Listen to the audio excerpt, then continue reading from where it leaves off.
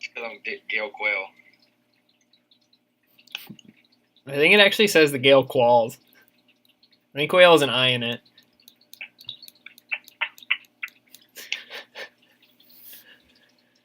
You guys can piss off. I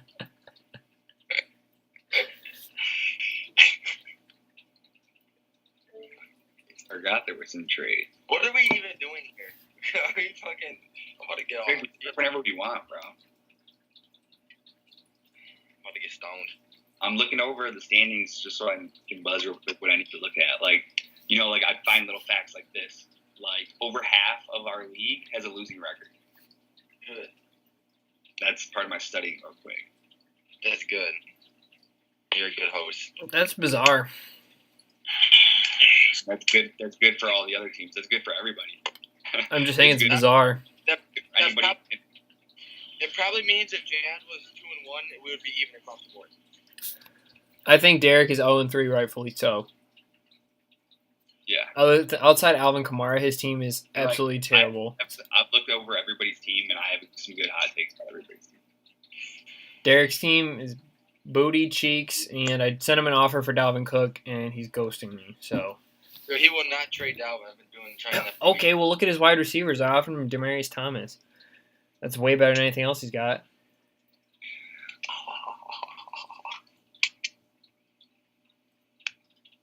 Demaryius Thomas still has a safe floor, no matter what you want to say about him. Yeah, he's a week-to-week scorer.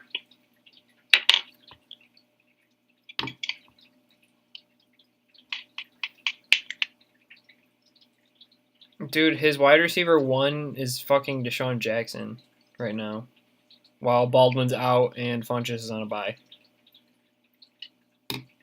How funny would it be if Buccaneers fucking start Jameis Winston? I think they'd be fried to do it. You said what? I think they would be fried to do it. Yeah, it'd be such a mistake. It'd be a huge mistake. Jameis is low-key cheeks. Yeah. Jameis like Blake Bortles, but not as good. You think Blake Bortles is better than Jameis Winston? Yeah, I don't think Jameis really has the upside that people think he does. Who do you think's worse, Marcus Mariota or Jameis Winston? The run. Marcus Mariota or Jameis Winston? I think Marcus Mariota's bad. Oh, you think so? I think he's bad. He needs an offense that caters his ability. All right, but he has studs all around him. I mean, Delaney Walker got hurt, but he still has Corey Davis and fucking Derrick Henry and Deion Lewis. You know that it's him, though. How do you know that it's Mariota's fault? Is he playing like shit? I mean, nothing's happening for that team. They've had him for, 3 years now? They still haven't made the playoffs? What?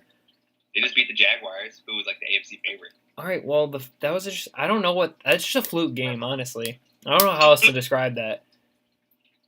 That's why I moved all my pieces to Blake Bortles. Keenan Cole, Keelan Cole. I'm so glad the Jaguars suck, though, because everybody else right. I was afraid of Mike playing D.D. Westbrook. Until the last day, too.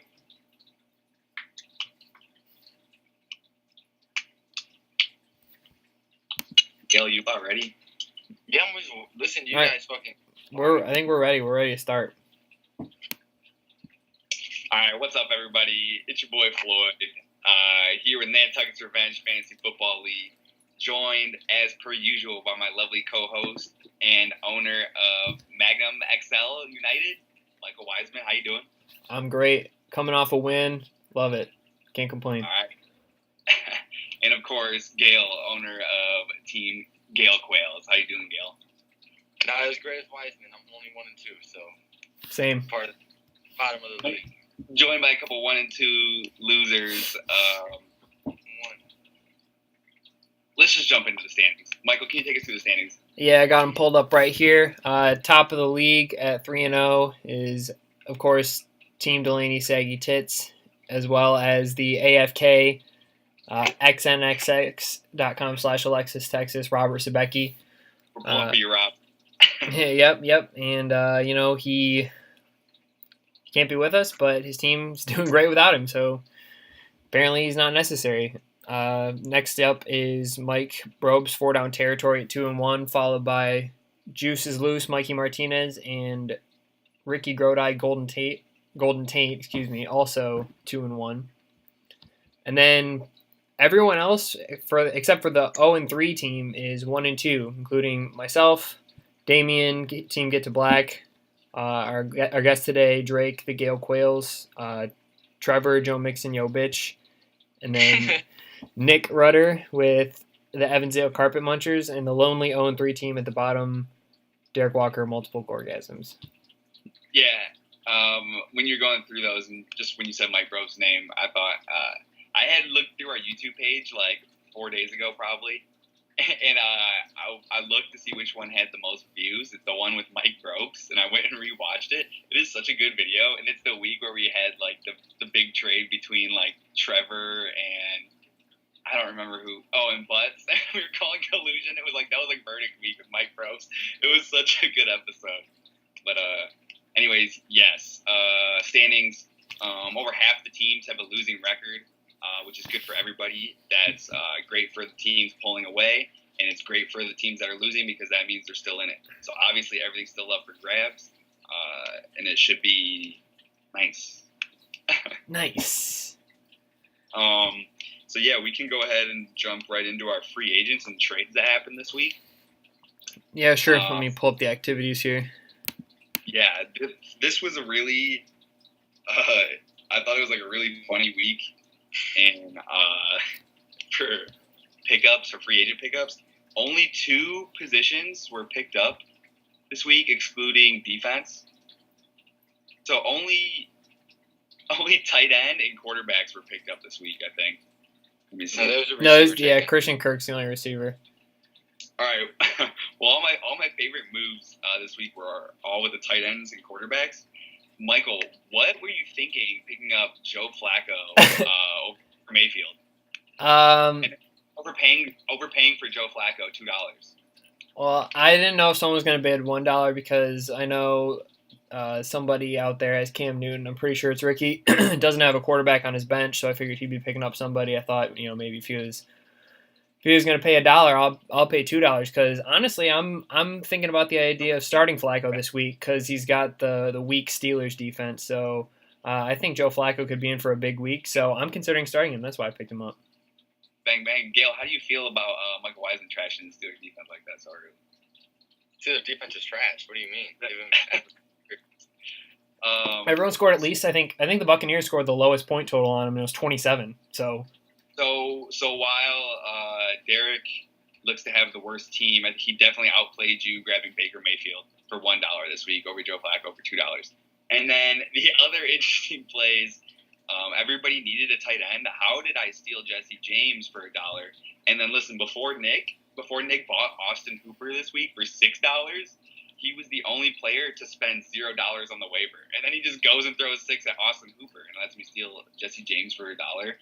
And then who's the other tight end picked up?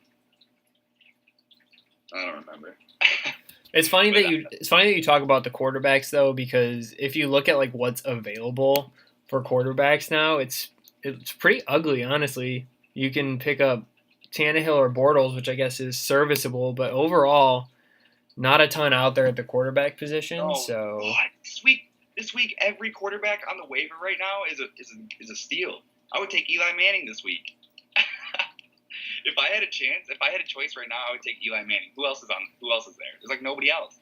Or Ryan Tannehill. Come on, Ryan Tannehill's an every week starter right now. I mean, Derek Carr, Mitch Trubisky, Sam Darnold. They're all in good spots this week. Josh Allen, Case Keenum. Listen, the other pickup was Ricky Grody paid $2 for Ben Watson. Whatever. Michael, you want to take us into the trades? Yeah, sure. I think you had the only trade, didn't you? Or maybe there were 2 trades, I thought. Oh, there was only 1 trade. Yeah, it was you trading Bilal Powell for Jamal Williams and Eric Ebron. So tell us a little bit about that because I don't really have much of an opinion. All right, so, right after I made the trade, I wasn't sure if I made a mistake. I don't think I did. Evan Ingram got hurt. I needed a tight end. I know Jack Doyle's coming back this week, but Eric Ebron we assumed in years past when he played with the Lions that he was a bigger guy with great ability. He just had an extreme ball drop. I don't know what the difference is now. Maybe Andrew Luck's ball just has more loft, because it definitely does versus Matt Stafford. But yeah, hopefully he can continue his freak ability, even with Jack Doyle coming back. I'm hoping that it works out in the end. I need him to consistently put up it, because I don't know if I can trust Evan Ingram. That's why I was trying to trade him, but I guess we'll see. Jamal Williams, I guess, just because he plays for the Packers, whatever. What do you think, Drake? I mean, I think it makes sense for him. Ebron's been good, and like you said, Ingram's hurt, and he hasn't been that solid this year. But your team's good enough to where all you do is get rid of some bench players. I mean, by week you might be in a tad of trouble, but probably Right. not. I think it's filling a need. So Yeah, I don't think it'll bite me in the ass, but I just hope one week Bilal Powell doesn't score like 24 and I lose to somebody by like 5. I'd be pissed. yeah, obviously he got decent players out of this, so it's a good trade for both sides because you feel the need, and he got some. And the thing is, I didn't even realize. I think I play him this week. I didn't even realize that. Let's go Powell 30 bucks. If I knew. What do you think about the waiver pickups, Drake? Nothing exciting, just. Why didn't you pick up a quarterback? Tom Brady only put up 7 points last week. Bro, I've been trying to trade Drake. Drake can't get over Tom Brady. He's gonna suck him off also. I'm just trying to. My whole team has got some things going on in the early season. We got injuries affecting a Drake's lot of trying to shot straight draw so bad. Listen, I'm just trying to. Every week. He's just gonna pay for every week. Are you gonna let me talk or what, bitch? Okay.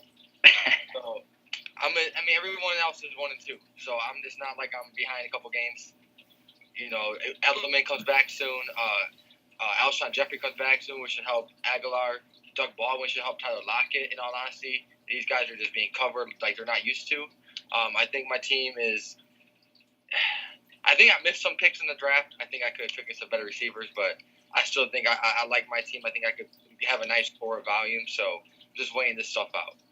I still expect Brady to finish as a QB1, which means he's going to keep playing better. A QB1 or the QB1? No, probably. I'm hoping top 6. Top 6. I'm hoping Brady can get. What's he at right now? 20, I believe. I was about to say it'd be hard for him to get 9.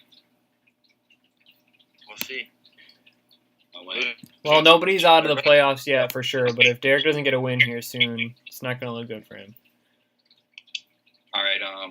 I got the scores pulled up from week 3. Any matchups you want to highlight? I'm cool on the week 3 if you just want to get right into the week 4 matchups and implications. Yeah, no problem. Got week 4 pulled up. Discuss them super quick. Because there are some really good matchups this week that are meaningful. I think it's a really important week for you and Damien to get wins against these 2-1 teams. Mm-hmm. If you and Damien can pull off wins this week, it would really boost me if I pull off a win. So it's 2-1 and I'm 1-2. So yeah, a lot of 2-1 versus 1-2 matchups. Yeah, that's crazy. And then you've got a 1-2 versus 0-3 matchup between Joe Mixon, Yo Bitch, and multiple Gorgasms. Guys, do you think these are the 2 worst teams in the league? And yeah, I was gonna get to it. I don't remember right now off the top of my head. I'll probably end up saying it whenever we go and look at the teams. But I think Derek is definitely gonna get relegated this year. And then I was thinking the other one is either going to be Trevor. Yeah, so Joe Mixon, Yo Bitch. Although Trevor's team, if I remember correctly, I'm not looking at it right now, I think is good enough to pull it off. I think he's about to get unlucky. And I think might end up being Ricky who could end up having a tragic downfall. With no Le'Veon. Yeah. There's a couple teams that are 2-1 right now that could be in for a nightmare if Trevor can crawl out the hole. Because Trevor's got a decent team and he's a decent player. So, anyways, is mine the first matchup on the thing? It's not showing up on mine as the first matchup, but if that's the first one you want to do, I can pull it up. Oh no, we'll just go in order. What's the first one? Gil. Oh, it's Quails and Ricky. I think since it's on my computer, it's always going to show my matchup first. Since I'm logged into mine. Well, let's just go right into Drake's and Ricky's then. All right. All right, so we got the Gale Quails versus the Golden Taint. Drake, you can walk us through this whole thing. Why not? All right. Well, teams aren't filled out yet. Ricky still needs a quarterback. I'm not sure who I'm going to be flexing yet. But let's see. I'm not sure who you're going to flex. It's not Amari Cooper? It's probably going to be Cooper, but it just depends. He's scared. I'm going to look a little bit more into that Lockett matchup and see how much he's been coming out of the slot and how well they are against the slot.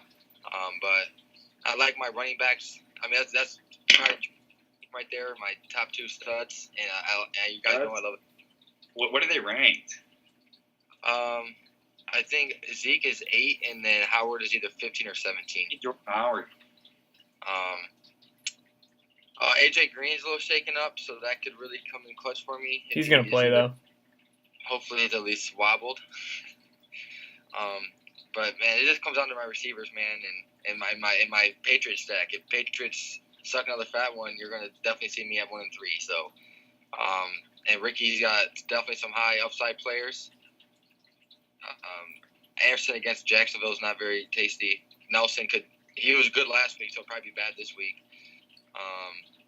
And we still have to see what he's going to do at quarterback. But I feel confident. I like my team. I just think I need some. I like Shepard a lot more with Ingram being out. He's against the Saints this week, so I think he could end up having a huge week.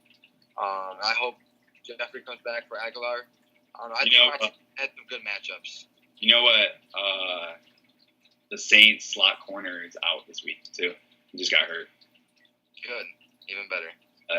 Yeah, Drake, I really like your team a lot, bro. Everybody on your team is a week-to-week starter almost, and it says a lot that it's actually on a per-week basis, not necessarily the matchups, that it's hard to fill out your last flex spot because like you have so many guys that are playable, and a lot of teams are really, really missing that. So like you're almost like just waiting for your team to do what they do. You're not going to be doing much. Like you don't have much. But what I'm really waiting is for like some guys to just step up and be. Cause like I'm just trying. I don't know what my team's gonna look like in even 3 weeks. You know, so I'm just kind of waiting for stuff to fill itself in. But like, yeah, I have a lot of good options. I even think Callaway can end up being a week to week depending on how Baker does. So. No, I definitely have a lot of upside in my team. I just need some people to be solid. I wish if I had Cooper going, man, I would really like my team. But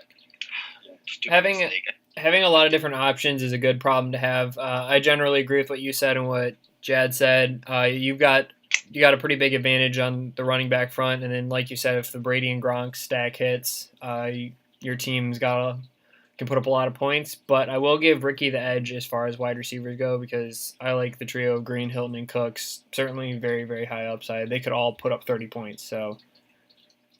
But I would say I give you the edge. But what happens if Ricky doesn't even get to start a quarterback this week?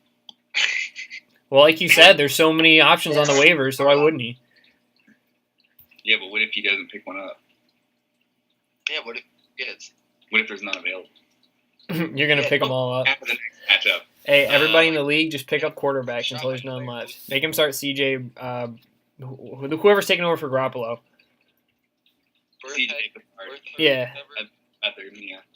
Oh, which is the perfect segue into my matchup against Butts, where I'm starting Matt Breida. I just seen a stat on Twitter. It was CJ Beathard last year had the highest passing rate to his running backs on 38%. He passed to his running backs on 38% of his dropbacks, including Matt Breida last year. So Matt Breida obviously plugged him right in there with Chris Thompson being out. And the rest of my team is just plug and play, and I have some good matchups with OBJ and Michael Thomas going at it together. Michael Thomas has caught 38 of his 40 targets this year. I'm not nervous one bit. Michael Thomas is a god. Jesus Christ, I wish I had Drew Brees. Anyways.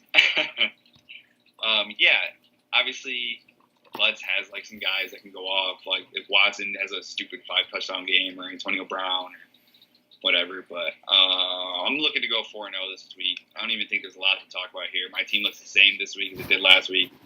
Yeah, ESPN gives you the advantage at every position except wide receiver 1 and defense. So ESPN thinks you're going to blow them away too. So But what happens if I switch Michael Thomas and OBJ, and then I have all the advantages, right? Probably. I think so. Yeah. That's what I thought. So Except for question- defense, because he's got the Jags. But so whatever. this is the week first. So how big of an impact do you think Mark Ingram's return is going to have on that offense in the roles that people are playing right now? We'll jump into that when we get to the next team, which is the last matchup. For sure. All right, so you want to go to the next one, which is Trevor and Derek? So we got teams Joe Mixon, Yo Bitch versus multiple Gorgasms. Michael, you want to take us into that? Yeah, I think that other than Alvin Kamara, Somebody's getting punished this week. This matchup is huge. Somebody's getting punished. oh yeah, for sure. I think that Asian match. Oh my god. Loser gets relegated, guaranteed. And then if it's Trevor, they both get relegated. I hate pretty much. I would not want to be starting anyone that Derek has right now, except for Kamara. Yeah.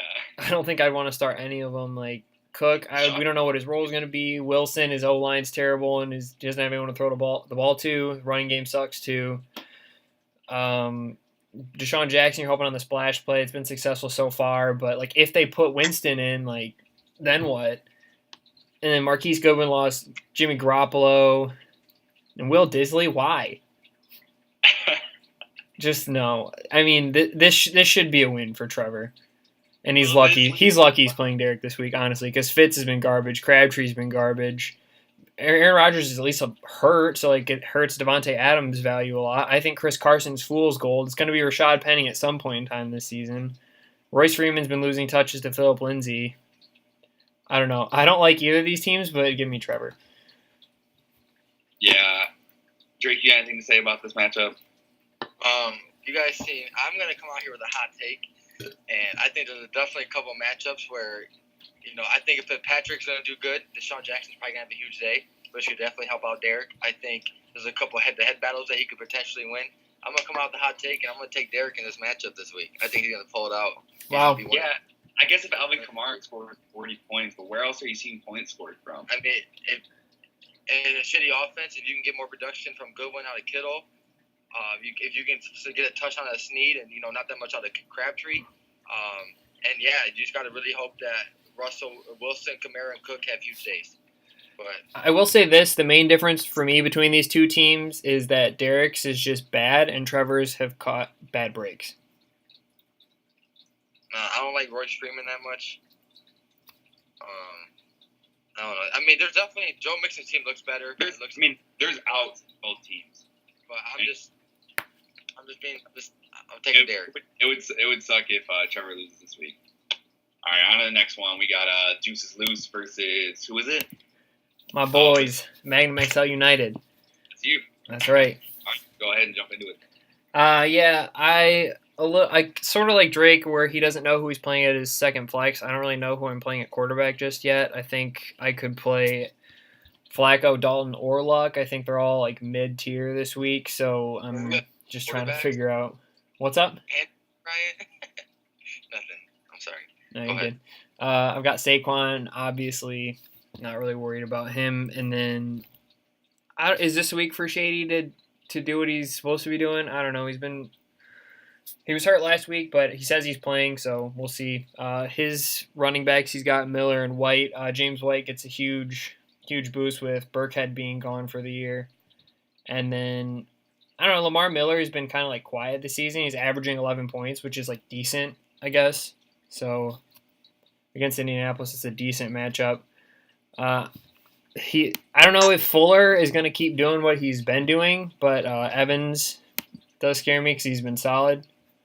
So I think he might have a little bit of an edge on me for receivers right now, except for Garcon because he hasn't been that good with Garoppolo. I don't know how he's going to be without him. Yeah. But I think this is a matchup that I could win. A couple of my guys might have tough matchups, but in general, I think it's a matchup where you have the right team on the wrong week against the wrong person. I think Mikey's going to deliver you one here. I don't think it has to be by much, but you need all of your guys playing to their full capability. I'm definitely worried about Will Fuller, Mike Evans, Matt Ryan, James White, and Lamar Miller, and Jared Cook, and Giovanni Bernard, and Zach Ertz. And I'm only not worried about Pierre Garçon. That being said, good luck. I don't want to see you drop to 1-3 because you have a solid team. What's the status on Fournette? Because he might be plugged in over Cook. That's true. I heard Fournette is playing as of right now. Apparently, he's looked good in practice, but anything can happen. It's also Alshon Jeffrey has been cleared for contact, so if he's rolling out on Sunday, then expect to see him in my lineup. Good luck. Big play, Aguilar back. On to our next matchup. It's going to be Mike Ropes, owner of Team 4 Down Territory, against Damian Brown, owner of Team Get to Black. We got another 2-1 versus 1-2 here. It's a big matchup. Another important one. Damian's team has kind of been underperforming all year. I think he's kind of had a run bad below the median of where you would think his players would be playing, especially David Johnson. I think especially Randall Cobb. Adam Thielen's playing huge. well. It's tough when you're going against Drew Brees, Todd Gurley, Tyreek Hill. With that being said, the rest of Mike's team as of right now doesn't necessarily look too scary. He's got Adrian Peterson on a bye. Joe Mixon is hurt. Julian Edelman's still suspended. So this could be a good week for Damian to pull off a big win that he probably needs really badly. I think it could go either way. Yeah, and I see this as a potential bounce back week for not only David Johnson but also for Randall Cobb and Trey Burton, because we saw how effective tight ends were used against Tampa Bay with the Steelers on Monday night. So Trey Burton could have a big game. Randall Cobb's got Buffalo, and then David Johnson at Seattle. So those are all good matchups for bounce back weeks. Tevin Coleman, even though Freeman might play this week, he still has a role. And then Adam Thielen's been insane. He's had, I think, at least eight, maybe 10 catches a game, every single game. So he's been very, very involved. Deion Lewis has been disappointing. I mean, so has Derrick Henry. I think the whole Tennessee offense has been. Deion Lewis started off pretty hot, though. Yeah, I think he had one good game, but either way. And Chris Godwin has been impressive, but he could be doing better because from what I saw last night, he dropped a couple that he should have had. Yeah. But yeah, I agree with you as far as Mike's team goes. You're scared of Drew Brees, you're scared of Tom Gurley, and Tyreek Hill. But other than that, all can score 40 points and you wouldn't shock you. Yeah. All right. Last matchup, Drake. You want to take us through XS Alexis Texas versus Nick Rudder and the Evansdale Carpet Munchers. 3-0, 1-2. I guess I can jump into this. For one, 4 weeks deep. I've always hated the way Rob trades and finesses everybody. And when he came out and said that Juju was going to be better than AB, I thought that was definitely a tactic to maybe try to, Rob, whenever you see this man, he's number 4 or 6 right now. And I think AB is 5, even inside the top 10. Juju's been killing it. You got Julio right now, bro. I definitely like Rob in this matchup. Nick's team has not been the best team so far, obviously. He did pull up with a single win against me. Shout out to Nick for that one. Fucking covered Ridley with almost 40 points. But I'm definitely pulling with Rob. I just think he has a better core. And his upside pieces are just, his flex plays are a little bit better as well. Connor turned out to be huge. He kind of got lucky with the Derrick Henry because I know a lot of you were up on him, especially you, Jad. But he made up for it with the James Conner pick. So I definitely think he has a pretty good core. I'm definitely taking him this week. And whatever you guys have to say, just make sure we get into this Mark Ingram thing as well because I do want to talk about that. Oh, for sure. Just a quick stat check. Juju is the wide receiver 5, and Antonio Brown is the wide receiver 10. So he is he's number 10. Yeah, but Juju's still ahead of AB. Speaking of that's the reason why Maddie Sabecki drafted Juju, and she's got to share a first place in the relegation league. So shout out Maddie. Well, speaking of that, it's like all teams are either 2-1 or 1-2 in the other league. So it's going to be close in that one, too. Yeah, 10 teams. The top 5 are all 2-1. The bottom 5 are all 1-2. I like some of Nick's matchups this week. Obviously, Marshawn Lynch against Cleveland has the potential to be a good matchup for him because the Browns have given up a lot on the ground. Hopkins against Indianapolis could be nice. I don't like that he's going to end up playing Ridley and Hooper because if the Falcons aren't good, then that's going to hurt his team a lot. And I like Ginn against the Giants as well. Yeah, I think this is a lot like the matchup we just talked about where hopefully Nick can he's got a great team, but it would suck to fall to 1-3 here. Because honestly, if you plug in Devontae Freeman, a healthy Devontae Freeman, and Mark Ingram fresh, Nick actually has a legitimate fantasy football team. His starting team would look like Carson Wentz, Mark Ingram, Devontae Freeman, DeAndre Hopkins, Sammy Watkins, and Jordan Reed, and then a couple fillers. So Nick's obviously on the fringe with still a decent hitting team.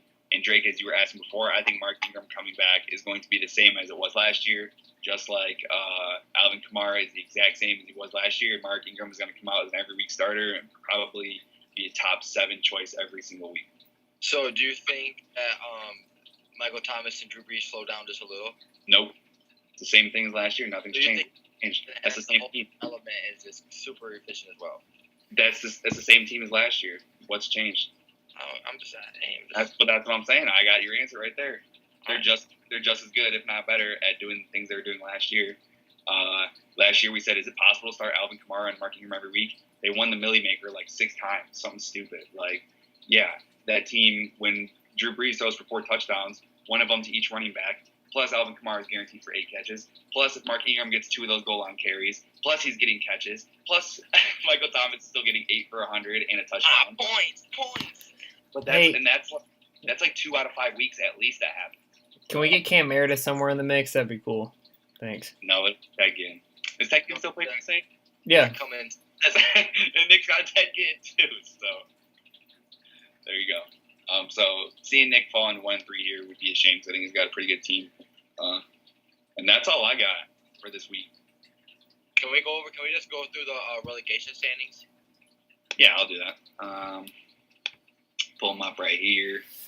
Blah, blah, blah. And then obviously viewers will not be able to see it because it's on my computer and not Wiseman's. As my computer loads slowly. So Drake, man, how was your week, bro? What's on your mind, bro? So I don't know if a lot of you guys know in the league, but I actually just got promoted to store manager at my job. Shit. Oh, shit. Fucking busy, bro. I've been tired as hell, working like 12-hour shifts every day, but gotta get that money. What do you think about Le'Veon Bell's situation? Tell me what you think about the situation as a whole. Coming from a flaming Steelers fan, Drake. Well, as we all know, I have taken a little bit of a step back. What do you mean? However, I don't know, man. It's really a coin toss. I think the players in the locker room want to see Bell back, but I think the Steelers have always been about business. And I wouldn't be that surprised if he gets moved. But then again, I just don't think there's really. I think you'd be lying if you said you knew for sure. I just still think it'd go either way because that offense is so scary with them, and Ben's getting close to the end. They could definitely. What do you think about him holding out? You like it? You dislike it? How do you feel about it? I mean, it is what it is. Like, I think he's being a little. I think they're offering him a lot of fucking money. Like he's getting he's. Does anybody know franchise tag? Does that pay the average of the top 3 or something? I think they're only. I don't know exactly what it was. It was franchise tag. I know that. It was only like $2 million less than what he wanted. I mean, that might be yearly though, so that's kind of a lot. But I think it has to do with guaranteed money because he wants a guaranteed long-term contract. Franchise tag is I'm pretty sure franchise tag works like this. It's you're guaranteeing them for 1 year. It's instead of giving them a new contract, you're guaranteeing them for 1 year. You're going to pay them that year. I'm pretty sure the average of the top 3 players paid at that position. And I think he just wants a longer contract.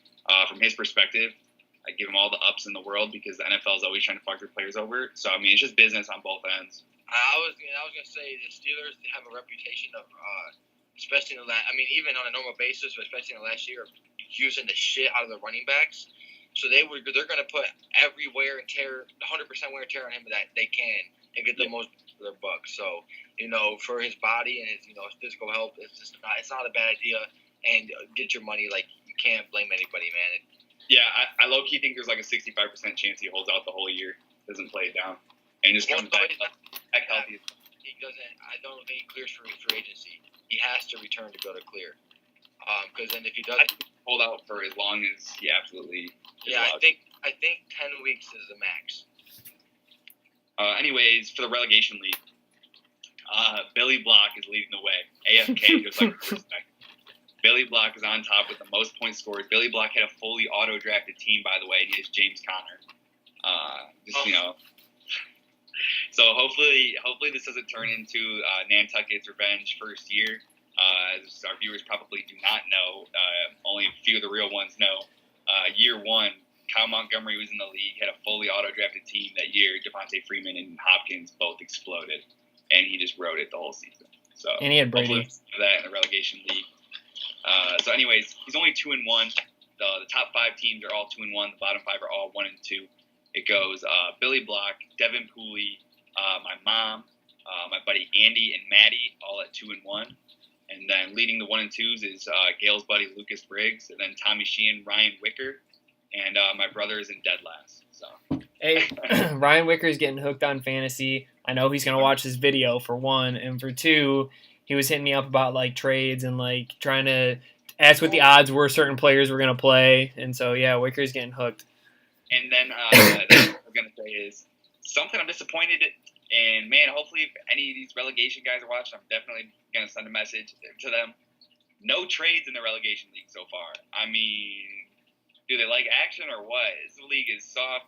Next year we're gonna get some fucking hitters in there. When Trevor gets relegated, I know he's gonna trade rape them all. So when Trevor gets relegated, or Ricky, whoever it is, Derek looking ass. Derek's asleep at the wheel. He ain't even declining my trade request. I know, he is for real. That's all he goes with me. I have like some Dalvin Cook offers in there and Alvin Kamara. Anyways, who'd have thought with Dalvin Cook and Alvin Kamara that you'd be in dead last? What a scrub. 0-3. Anyways, I don't got nothing else. Drake or Wiseman, you guys got anything? Thanks for having me. All right, we're going to send it off week 4. Can't wait to see the standings for week 5. After week 4, we will be almost a third of the way done with regular season. Oh, and something I didn't mention yet, and I don't remember if I mentioned it in the rules at the beginning of the year, and if I didn't, it doesn't matter anyway, because my rule is the rule, and it's about the relegation.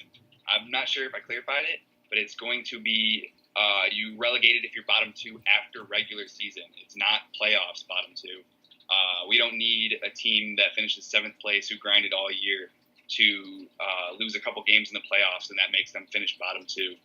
That's not how it's going to work. The larger sample size is going to be the 13 games of regular season. Bottom 2 regular season gets relegated. So don't let that be you. And we're going to send you guys off. And I got one more thing to add. one more thing. We forgot to talk about it when we were talking about the Week 3 results, but the Survivor Challenge. We are eliminating Ricky this week, 94 points. You are the weakest link. Goodbye. So who we eliminated so far? It's been, week 1 was Nick, I believe. Then was it Trevor? I want to say yes, but I'm checking. Nick, 66 points week 1. Trevor. Ricky got eliminated scoring over 100 this week. 82 week 2. No, I think he had less than 100. Yeah, 97. Oh, really? Yep. 94. So you said we lost Derek, Nick, and Ricky? No, Nick, Trevor, Ricky. Nick, Trevor, and Ricky. All right. Yep. Derek at 0-3 is not yet eliminated from the Survivor Challenge. I know. That sucks to be him. All right. That'll do it. What'd you say, That was Drake? a good place. Drake took a snapshot. All right, then.